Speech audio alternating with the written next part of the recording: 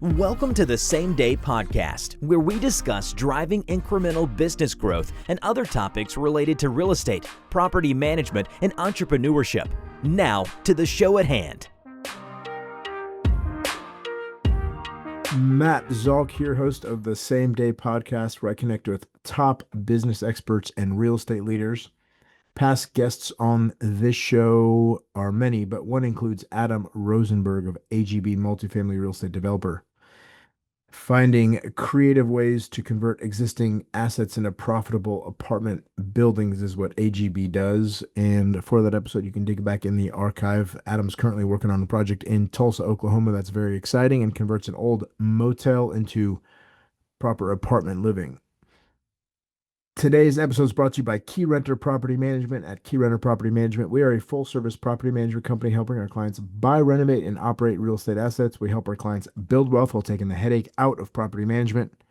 No matter what rental you have, single-family homes, condos, townhomes, apartments, we have the management solutions that you need. Go to keyrenterpmc.com or email us at info@keyrenterpmc.com. Before introducing today's guest, I want to give a huge shout out and thank you to Dr. Jeremy Weiss of Inspired Insider Podcast.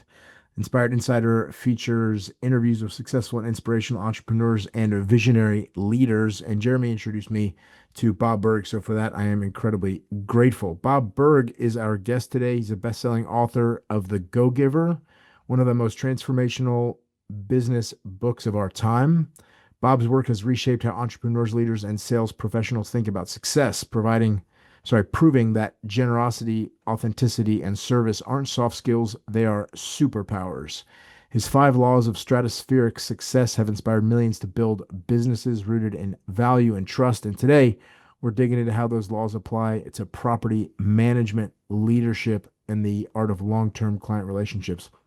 If you've ever wondered how to grow your business by giving more, this conversation is going to change the way you think about selling, serving, and succeeding.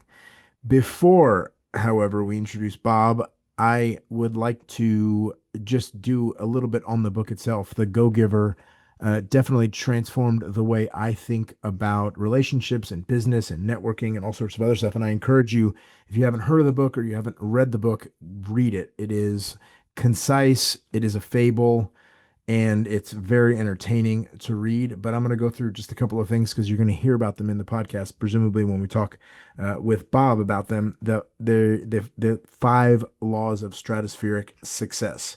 They are, number 1, the law of value, essentially saying your true worth is determined by how much more you give in value than you take in payment. Number 2 is the law of compensation, which says your income is determined by how many people you serve and how well you serve them. Number 3 is the law of influence. Your influence is determined by how abundantly you place other people's interests ahead of your own or first. And 4, the law of authenticity. The most valuable gift you have to offer is yourself. Be authentic. Number 5, the law of receptivity. The key to effective giving is to stay open to receiving. So we're going to be talking about those today. Again, I would highly encourage you to read this book. I've read it multiple times, and many people on our team have also read it. It should be mandatory reading for at least the folks at Keyrenter, and I'm going to work on making sure that happens in book clubs or studies or however else. But it's a great book, short, concise, and just full of valuable lessons. Bob Burg, welcome to the show. Thank you for being on. Oh, my pleasure. Thank you for having me. So I did a little intro and explained for those people who have not read the book that they should read the book and some of the central tenets, the 5 laws of stratospheric success. How, for those of us that love the book and have kind of internalized some of the core principles that are operating businesses, how should we that are operating businesses as entrepreneurs, how should we think about cascading the messages through to employees of the business and imbuing them with that same entrepreneurial spirit? Yeah, it's a great question because while the book's sort of written for entrepreneurs and salespeople, the entrepreneurial spirit, it can be had by anyone. So when someone's an employee within an organization, instead of being an entrepreneur, they're really an intrapreneur. Right. They still take those same entrepreneurial principles. Now, for example, as an entrepreneur, you know that nobody's going to buy from you because you have a sales goal to meet, Right. or a quota to meet, or because you need the money, or even because you're a nice person. They're going to do business with you because they believe they'll be better off by doing so than by not doing so. Well, as an intrapreneur, you need to realize that nobody's going to hire you and continue to pay you a salary because you have a mortgage payment to meet. Yeah. Or because you want to save for a nice vacation, or because you want to live a certain lifestyle. They're going to hire you, and they're going to pay you, and they're going to promote you because they're finding you to be of value to the organization. So as an entrepreneur, your focus is still on pleasing your customer. Right. Only your customer, instead of the end user, might be your boss, might be your coworkers, those you lead, that person in the other silo who typically is not very forthcoming with information, but because of the way they see and respect you, you're able to, right? So all those things, it's still a matter of finding a way to be of value to others. In the property management space, speaking of being of value to others, we're kind of nestled between a client of ours who owns a rental property and a tenant of ours who is a customer of ours. We're providing them a rent house, and we want to provide them with the service. But those two goals are sometimes at odds, in that if a tenant says, I want a new hot water tank, and owner says, I don't want to buy a new hot water tank, I want to fix it with a plumber, we can kind of get caught in the middle. How would you think about creating the most value for both parties when those two are fundamentally at odds? Yeah, and sometimes that does happen. I mean, I'm a big believer. I've often said, I would rather, instead of people compromise, I'd rather people collaborate, because when you compromise, you're both giving something up. When you collaborate, you're both getting more of what you want. However, sometimes that's just not going to be the case, such as the example that you're sharing. So it's up to you. The way you will provide value is to help each of them get as much value as they can from this situation, while making them feel good about themselves and good about the other person. To the degree you do that, that's how you're providing value. Yeah. It just, sometimes we're just at like such crazy odds with people, and I feel like we're in a world where everybody hates us, where nobody gets what they want, and it is more of a compromise, because somebody has to give something up. They're giving up money in exchange for replacing something, and it sometimes feels like we are really just in a world where nobody loves us, and we have to settle for something that is suboptimal for everybody, because nobody is getting really what they want. And I feel like it's hard to communicate how we're providing tremendous value to a client of ours, an owner of a real estate property, when ultimately we just have to buy the new hot water tank. Well, so this is where you've got to kind of look at it from their viewpoint and say, okay, in what way are you providing value to them? In what way are you making their life better? Now, it may not be financially in this case, because if they need to buy that water tank, they need to buy the water tank. Okay. But how are you making them feel during the process? And, can you help them see the monetization of it, where they're going to be able to utilize this in order to attract, someone else later on, where they otherwise may not would have. Of course, I don't know your business like your business, but how do you, aside from the way you say it, how do you actually share with them how, in some way, shape, or form, they're better off by making this decision than by not making it? Sometimes a decision is not, a choice of good and gooder. or bad and good. Sometimes it's bad and less bad. Yeah. Right. And sometimes you need to explain that and educate and, do that in such a way where, they're understanding that. And at the same time, you're also helping them to see where they are making the right decision to do that. Yeah. Again, it's not, there's nothing magical or mystical about it. Yeah. Let's go back to the beginning of this. You've been on a pretty amazing journey, having created this concept, the book, The Go-Giver. How did this journey start? Where did it come from, and how did you come up with this book? Yeah. So years ago, I had this is back in the 90s. I had a book called Endless Referrals. The subtitle was Network Your Everyday Contacts into Sales. And it was basically it was a how-to book for salespeople and entrepreneurs who knew they had a great product or service. They knew it brought a lot of value to their customers, but they didn't necessarily feel comfortable or confident in terms of going into their local community and building the kinds of relationships where people wanted to do business with them personally and or refer them to others. So it was sort of it was a guide to doing that. The basic premise was that all things being equal, people will do business with and refer business to those people they know, like, and trust, which of course made its way into the Go Giver as well. But I'd always thought, wouldn't it be great if we could take that basic idea and put it into a parable? Because I'd always loved reading parables since I'd been in sales. I loved reading parables. You know, parables are stories. They connect on a deeper heart-to-heart level. But I'm not a parable writer, and that's a whole different thing. Fortunately, in the early 2000s, I met this brilliant guy, John David Mann. He was the editor-in-chief of a magazine I was writing for. I was writing a monthly column. John had a reputation even then of being brilliant.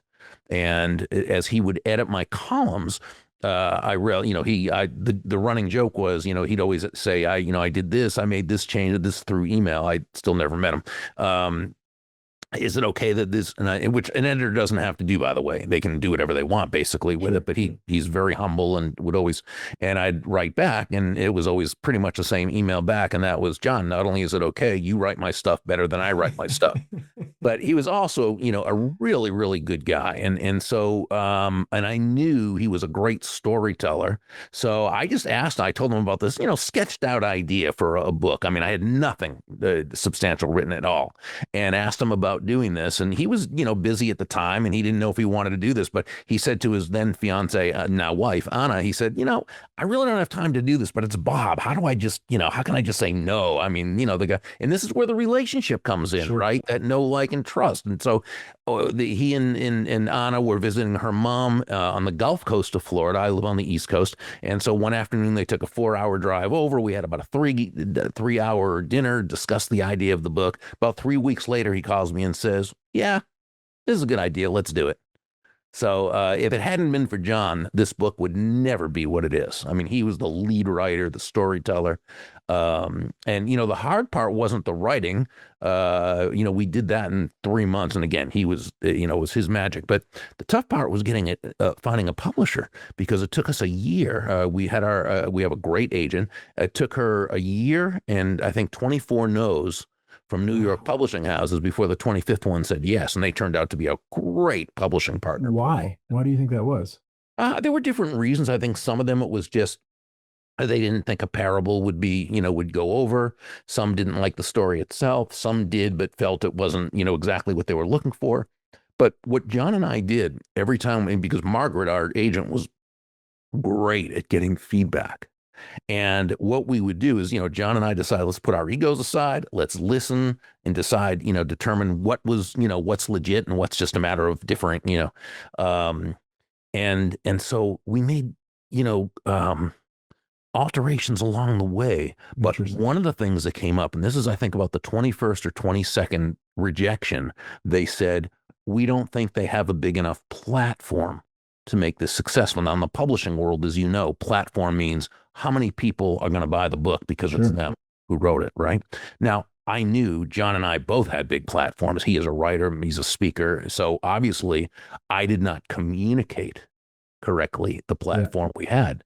So we went back to the drawing board, invested in putting together an entirely new video presentation that really highlighted the platform we had. And I guess it was about, 2 or 3 or 1 or 2 or whatever publishers later, we got the yes. It's amazing. I know nothing about book publishing, and I suspect most of our audience doesn't either, but it's wild to think that you put together a video to communicate why the book should be published through a publishing house. Well, a publishing company is, their business is selling books. I mean, they're basically a consignment printer, I mean, but you've got, but these people, again, Portfolio is our publisher. They're an imprint of Penguin Random House.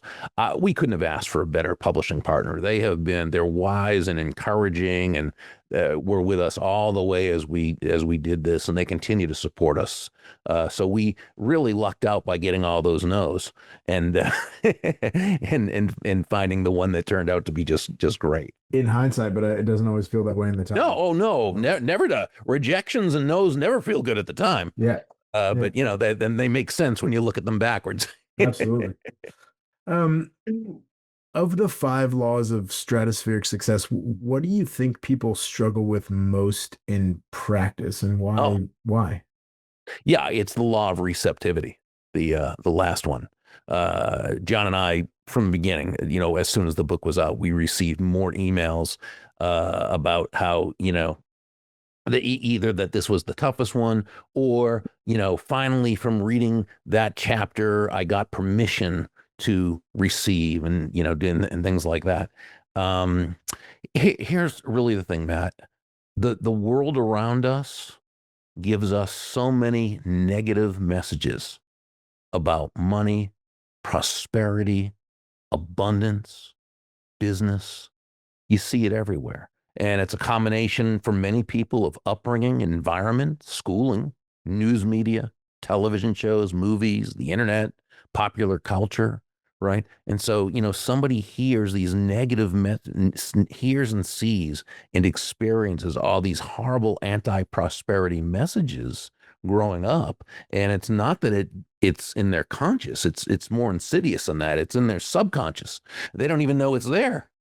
Yeah. And so, they want to do well, they want to help people, they want to make a lot of money, all those great things, right? But as they start to make the money, those old subconscious tapes, or tapes, I guess that's old school, kicks in, and says, well, then you must have done something wrong. You must have hurt someone. You must have stepped on someone's toes. You must have been dishonored, right? Yeah. And people will push that away. They'll sabotage themselves. They'll, for whatever, there's lots of reasons. But and so and that's one reason why, I say to people, we covered it in the book, but it's a parable. You can only go so deep.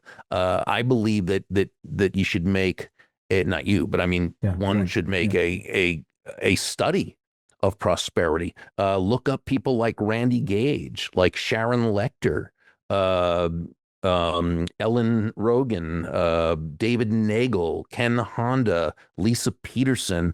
These are people who they speak, they teach, they write, they blog, they do video on abundance and abundance mindset. And they go deep into detail, and I subscribe to many of them because I want to get the good stuff into our mind, the garbage, the anti-prosperity garbage we get from everywhere around us. And we don't even know that what, we're not even consciously thinking of it until you can start spotting things and check your premises and say, okay, well, why is this person saying this? And so when you get that good stuff, when you subscribe to all that good, clean, pro-prosperity, now you're getting that into your head and into your heart. It's really, really a paradigm shift that it is. One or most people have to go through at some point. You grow up, fighting over a toy with your sibling, or, sharing meals or whatever it is. And you just have to at some point shift and say, this is an abundant world that we live in. I was chatting with a friend recently, and he said, there's this I found from my neighbor, a great person that comes over and folds the laundry, and she charges me $60 or $70 to fold the laundry. And I said, oh, that sounds great. Can I have her number? And she said, absolutely. He said, absolutely not. Wait, what? Why? That's the craziest thing. God forbid she, as an employee to her business, scales her business a little bit. I get the benefit. You now have goodwill that you've created with me, and I reciprocate that goodwill. Like, it was the craziest thing. And I thought, this person's never read The Go-Giver. This person's never attended a BNI meeting with the same, similar concepts. That was just, it was weird. In a moment, you can destroy value rather than creating value. Yeah, it's not part of that person's what I call unconscious operating system. Right. They don't see the world the same way. Yeah. Yeah. I wanted to ask, there is, I've been a member of BNI for 8 years. There is the know, like, and trust people you do business with. People will do business with folks they know, like, and trust. What is the relationship, if any, between you and Dr. Ivan Meisner? Have you shared platforms and spoken together? Oh, he's a hero of mine. We've both endorsed each other's books and been on each other's podcasts. He had me speak at one of their, conferences. I mean, I think he really is a pioneer. He's the guy who created the term "giver's gain." Yeah. And which I think transform business. And I can't tell you how often I'll see somebody say "giver's gain" on LinkedIn or something like that, and I'll write a short little note just letting them know it's Ivan Meisner's, and that's actually a registered trademark. You can't just say "giver's gain" as though it's your own, but but no, he's fantastic. I think he's just a real he's a business hero, and he's really a life hero too. I mean, long before I read The Go-Giver, I've read it probably 5 times, but long before I read The Go-Giver, I was in BNI, and it really did shift. It was, for me, the moment where I shifted to, the more I can go out and help people and create value for them, the more my reputation grows. And, Oh yeah. and people look back at me as the person that knows more people. Then it's a virtuous cycle. Absolutely. I It's know a lot of people because I'm always cycle of helping. success. Yep. Yep. Absolutely. What, for those of us that have trouble getting or staying in the go-giver mindset when life gets hectic or business gets hectic, what's a small daily habit that we could help us stay in that kind of philosophy? I mean, I think when we read positive stuff, when we listen to positive information, when we, continue to remind ourselves, or we can, if we have to, we can put a little yellow sticky note up there, and whether it says "giver's gain" with the registered trademark, or whether it says, focus on providing value to others, or whatever. It's those little things that can remind us. But yeah, life happens, and it's it gets in the way, and sometimes it can be difficult to keep our focus where it needs to be. Yeah. What else? You mentioned a bunch of names of people that have content out there, but what are you reading right now? There's a lot of books behind you. I'm the kind of Yeah. person also that has a stack of 10 books beside my bed. I've got 2 on my desk here, but what are you reading just in general that you enjoy, in business philosophy? What? Yeah, well, one book that I would recommend to everyone, I think it's probably the most important self-help book, or I like to call it personal development, but you could say self-help or personal development, but I think it's about the most important that's ever been written, and it's called Living Untethered, Wow. and it's by Michael A. Singer. Now, a lot of people know him for his book, The Untethered Soul, which was his first one, which was a great book. He also wrote The Surrender Experiment, another fantastic book. But this third one, I think, just took it to a whole new level. And you don't have to even read that. You could just read this. It's self-contained. But Living Untethered, to me, it has done the most for me. And I'm 67 years old, and I've been studying this stuff for a long time. But I got to tell you, this one hit me in a way in which it really helped me, and others because I've recommended it to so many people and have been discussing it with so many people, that it really helps you understand yourself. It helps you understand others. It helps you understand life. And it can really get to and help you rid yourself of some of the yuck that that we all have, from everything, from all our experiences living on this earth. And I would really highly recommend that. But let's see, other books that I've just finished a couple. I'm reading one that called What Matters Most. And I'm trying to think of the author right now. I feel so bad, because I hate to not give her credit. I'm about to read, I have it as my next one right there, Hard Lessons from the Hurt Business by Ed Lattimore, a former professional boxer who grew up on the streets of Pittsburgh and has really done some fantastic work. What matters most is Wendy Lipton Dibner. Wendy Lipton Dibner, yeah, and it's really fantastic. It's for business people who really want to see and be able to measure and monetize how the lives they touch, or how they have really touched the lives of those how they've impacted people's lives, and how their business has impacted people's lives, and how you can also utilize that in order to create more of that, which of course creates even more income, which allows you to increase your impact even more, and so forth. I'm about 3/4 of the way through that one. It's really that reminds me. I mean, as an entrepreneur and a business owner, how do you think about employing the 5 laws of stratospheric success with your employees. I mean, you pay a salary, you may pay a bonus, you may enhance people's lives in other ways, but what do you think about like really being able to deliver the same value and influence lessons to employees of an organization? It's very important because remember, it's just like when you sell a product or service, there's intrinsic value in that product. Okay, let's say for example you're an accountant. The intrinsic value is you're going to help people save money, save money in your taxes. You're going to help them save time, and you're going to help give them peace of mind, right, of knowing it was done correctly. That's intrinsic. That's what any accountant should be able to do, and there's lots of value in that.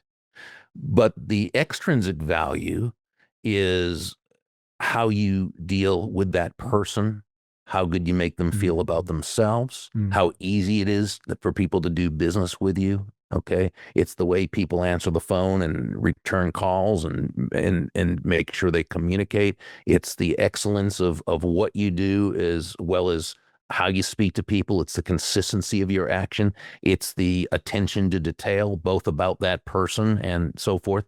It's knowing, it's knowing about that person, about their family, their recreation, their charities, their whatever, right? It's goes far beyond. There's the empathy that we are able to communicate to those we deal with, and it's the appreciation, the gratitude we give. So there's all sorts of ways above just the product or service. Well, it's the same with your employees.